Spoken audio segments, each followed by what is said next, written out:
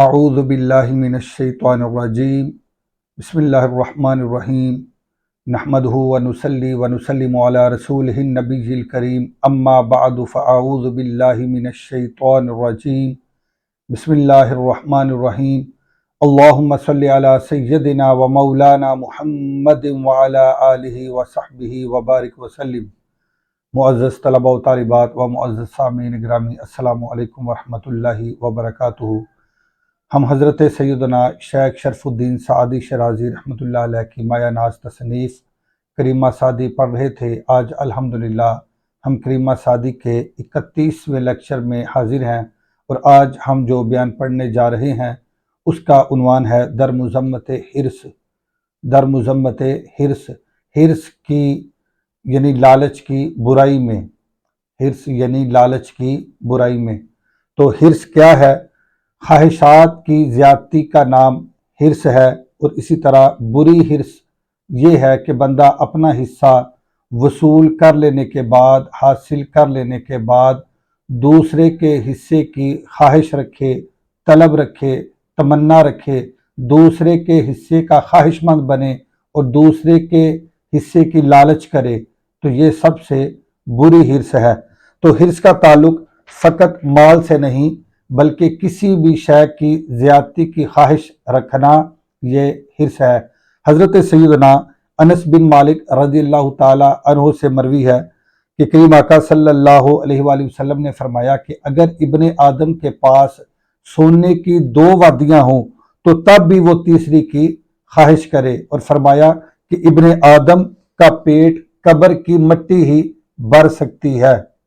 تو حضرت سیدنا شیخ شرف الدین سعدی شیرازی رحمۃ اللہ علیہ آپ اس بیان میں جو سب سے پہلا شعر لے کے آئے ہیں در مذمت حرص میں، وہ آپ فرماتے ہیں: ایا مبتلا گشتہ در دام حرص، ایا مبتلا گشتہ در دام حرص،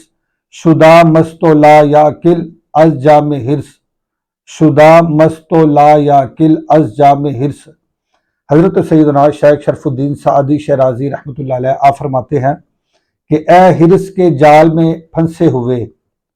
اے حرص کے جال میں پھنسے ہوئے، شدہ مست و لا یعقل از جام حرص۔ آپ فرماتے ہیں کہ مست اور بے عقل ہوا ہے تو حرص کے جام سے، مست اور بے عقل ہوا ہے تو حرص کے جام سے۔ تو پہلے لفظی ترجمہ آپ سماعت کر لیں، اس کے بعد ہم اس شعر کو سمجھتے ہیں۔ سب سے پہلا لفظ آیا ایا، یہ عربی کلمہ ہے اور یہ حروف ندائیہ میں سے ہے۔ حروف ندائیہ 5 ہیں عربی کلام میں جو استعمال ہوتے ہیں: یا، ایا، اے اور حمزہ مفتوحہ، یا، ایا، حیا، اے اور حمزہ مفتوحہ۔ تو یہ 5 حروف ندائیہ ہیں، ان میں سے ایک حرف ندا ہے ایا، یعنی کسی کو پکارنے کے لیے، اپنی طرف بلانے کے لیے، مخاطب کرنے کے لیے، اپنی طرف متوجہ کرنے کے لیے کسی دوسرے کو یہ کلمے کے ساتھ پکارا جاتا ہے، اس کلمے کے ساتھ پکارا جاتا ہے۔ تو ایا یہ حروف ندائیہ میں سے ہے، ندا کرنے کے لیے یہ کلمہ بولا جاتا ہے۔ یا ایا، یا اے، یا حیا، یا حمزہ مفتوحہ کے ساتھ ندا دی جاتی ہے۔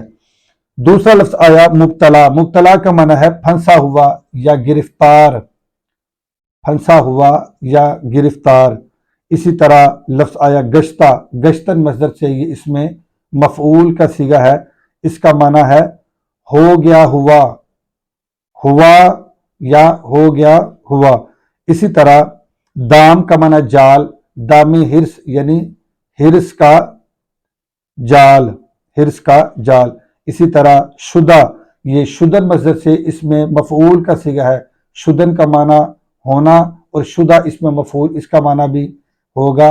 ہو گیا ہوا۔ اسی طرح مست کا معنی متوالا یا جو بے خود ہو اور مدہوش ہو اسے مست کہتے ہیں۔ اسی طرح لا یعقل، یہ بھی عربی کلمہ آیا ہے، یہ فعل ہے، فعل مضارع کا صیغہ ہے، باب ضرب یضرب سے لا یعقل، بے عقل، بے عقل کو کہتے ہیں جس کی عقل سلامت نہ ہو، یا بے وقوف کو لا یعقل کہا جاتا ہے۔ جام کا معنی ہے پیالہ، جام کا معنی پیالہ، جام حرص یعنی حرص کا پیالہ۔ تو چلتے ہیں اب اس شعر کا ہم با محاورہ ترجمہ کرتے ہیں اور اس شعر کو سمجھتے ہیں۔ حضرت سیدنا شیخ شرف الدین سعدی شیرازی رحمۃ اللہ علیہ آپ نے فرمایا، ایا مبتلا گشتہ در دام حرص، ایا مبتلا گشتہ در دام حرص، اے حرص کے جال میں پھنسے ہوئے، ایا کا معنی اے، مبتلا پھنسے ہوئے، گشتہ یہ اسی معنی میں ہوگا، یعنی مبتلا ہوئے شخص یا پھنسے ہوئے شخص، اے ایا مبتلا گشتہ، اے پھنسے ہوئے یا مبتلا ہوئے شخص یا گرفتار ہوئے شخص، در دام حرص، حرص کے جال میں، در کا معنی میں، دام حرص، حرص کے جال، حرص کا جال، در دام حرص، حرص کے جال میں، ایا مبتلا گشتہ در دام حرص، اے حرص کے جال میں پھنسے ہوئے شخص یا اے حرص کے جال میں مبتلا ہوئے شخص، شدہ مست و لا یاکل از جام حرص، تو مست بے خود، مست یعنی بے خود، تو بے خود یا مست اور بے عقل ہو گیا ہے حرص کے پیالے سے، یعنی تو ایسا حریص ہو گیا ہے کہ تو مست ہو گیا ہے، تو بے عقل ہو گیا ہے، تو دیوانہ بن گیا ہے، تو بے خود ہو گیا ہے۔ مست و لا یاکل، شدہ مست و لا یاکل، تو مست، بے خود اور بے وقوف بن چکا ہے، در از جام حرص، حرص کے جام سے، یعنی حرص کی وجہ سے تو ایسا دیوانہ ہوا ہے، ایسا بے وقوف ہوا ہے اور ایسا مست ہوا ہے کہ تجھے کوئی چیز دکھائی نہیں دیتی، کہ تو مست ہو گیا ہے، دیوانہ ہو گیا ہے اور بے وقوف ہو گیا ہے حرص کی وجہ سے، یعنی ایسا تو حریص بن چکا ہے۔ تو یہ حریص شخص کو آپ مخاطب ہیں اور حریص شخص کو، حرص کرنے والے شخص کو جھنجھوڑ رہے ہیں۔ دوسرے شعر میں حضرت سیدنا شیخ شرف الدین سعدی شیرازی رحمۃ اللہ علیہ فرماتے ہیں، مکن عمر ضائع بتحصیل مال، مکن عمر ضائع بتحصیل مال، کہ ہم نرخ گوہر نباشد سفال، کہ ہم نرخ گوہر نباشد سفال۔ آپ فرماتے ہیں کہ فقط مال حاصل کرنے کے لیے اپنی زندگی ضائع نہ کر، فقط مال حاصل کرنے کے لیے، حصول مال کے لیے اپنی زندگی کو ضائع نہ کر، کیوں کہ ہم نرخ گوہر نباشد سفال۔ آپ فرماتے ہیں کیونکہ ٹھیکری موتی کے برابر نہیں ہوتی، کیونکہ ٹھیکری یعنی ردی شے،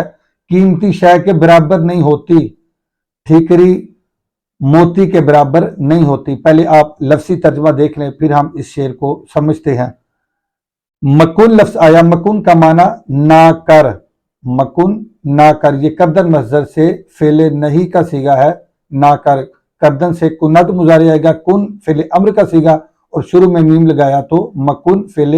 نہیں کا صیغہ بنے گا۔ دوسرا لفظ عمر کا معنی زندگی، ضائع کا معنی ضائع کرنا، تحصیل کا معنی حاصل کرنا، تحصیل یعنی حاصل کرنا، اسی طرح تحصیل مال یعنی مال کو حاصل کرنا۔ ہم نرخ کا معنی ہم قیمت ہونا، قیمت میں برابر ہونا، ہم نرخ، ہم قیمت ہونا۔ گوہر کہتے ہیں موتی کو، نباشد یہ بودن مصدر سے فعل مضارع منفی معروف کا صیغہ ہے، نباشد، بودن سے باشد مضارع آئے گا اور شروع میں نون نافع لگائی تو نباشد یہ مضارع منفی کا صیغہ بن جائے گا۔ اسی طرح سفال لفظ آیا، سفال کا معنی ٹھیکری، ٹھیکری مراد کوئی کم قیمت شے یا کوئی ردی شے۔ تو اب اس شعر کو ہم سمجھتے ہیں۔ آپ فرماتے ہیں مکن عمر ضائع بتحصیل مال، اپنی زندگی کو فقط حصول مال کے لیے ضائع نہ کر۔ حضرت سیدنا شیخ شرف الدین سعدی شیرازی رحمۃ اللہ علیہ حریص کو تنبیہ کر رہے ہیں اور حریص شخص کو جھنجھوڑ رہے ہیں کہ اے حریص شخص، جو تو بے خود ہو گیا ہے حرص کی وجہ سے، تو بے وقوف بن چکا ہے حرص کی وجہ سے، تو مست ہو چکا ہے ہرس کی وجہ سے تو نے ہرس کا جام پی لیا ہے، تو نے ہرس کا جام پی لیا ہے، تو ایسا مست اور بے خود ہو چکا ہے، تو اس کو جھنجھوڑ رہے ہیں اور فرماتے ہیں کہ مکن عمر ضائع بتحصیل مال، اے حریص شخص فقط حصول مال کے لیے اپنی قیمتی عمر کو، اپنی قیمتی زندگی کو ضائع نہ کر، اپنی قیمتی زندگی کو ضائع نہ کر، کیوں کہ ہم نرخ گوہر نہ باشد سفال، آپ فرماتے ہیں کیونکہ کوئی ردی شے کسی موتی کے برابر نہیں ہو سکتی، کوئی کم قیمت شے مثلا ٹھیکری کبھی بھی موتی کے برابر، یعنی موتی کے ہم پلہ نہیں ہو سکتی، موتی کی قیمت کے برابر نہیں ہو سکتی، وہ ردی شے ہے، کم قیمت ہے، تو وہ موتی کی قیمت کو نہیں پہنچ سکتی۔ تو اس لیے فرمایا کہ تیری زندگی یہ قیمتی ہے، یہ موتی ہے، یہ ہیرا ہے، یہ اعلیٰ قیمت رکھنے والی شے ہے زندگی، اس زندگی کو فقط حصول مال کے لیے اپنے ان ایام کو برباد نہ کر، کیونکہ تحصیل مال یہ ایک کم قیمت شے ہے، اس کے لیے فقط جان لڑا کے اپنی زندگی کو ضائع نہ کر، بلکہ کچھ اللہ کی یاد بھی کر، اللہ کی فکر بھی کر، کچھ آخرت کا بھی سوچ، کچھ آخرت کے لیے سامان بھی پیدا کر۔ تو یوں حضرت سیدنا شیخ شرف الدین سعدی شیرازی رحمۃ اللہ علیہ حریص شخص کو جھنجھوڑ رہے ہیں، تاکہ وہ جو اپنی زندگی ضائع کر رہا ہے ہرس کے پیچھے بھاگ کر اور ایسا حریص بنا ہوا ہے، اس کو جھنجھوڑ رہے ہیں کہ وہ اس ہرس کے چنگل سے باہر نکلے، ہرس کے جال کو توڑ کے باہر آئے۔ تو اس لیے حضرت سیدنا شیخ شرف الدین سعدی شیرازی رحمۃ اللہ علیہ حریص کو جھنجھوڑتے ہیں کہ تو فقط تحصیل مال کے لیے اپنی قیمتی زندگی کو ضائع نہ کر، بلکہ اپنے ان قیمتی لمحات کو کام میں لا اور آخرت کا بھی کوئی سامان پیدا کر۔ امید ہے کہ اچھے طریقے سے آج کا لیسن آپ نے سماعت کیا ہوگا۔ جو طلباء حضرات ہیں وہ اس کے مشکل معانی کا ترجمہ یاد کریں اور جو سیغے استعمال ہوئے ہیں ان سیغوں کو حل کریں۔ آج کے لیے اتنا ہی کافی ہے۔ اللہ حافظ۔ السلام علیکم ورحمۃ اللہ وبرکاتہ۔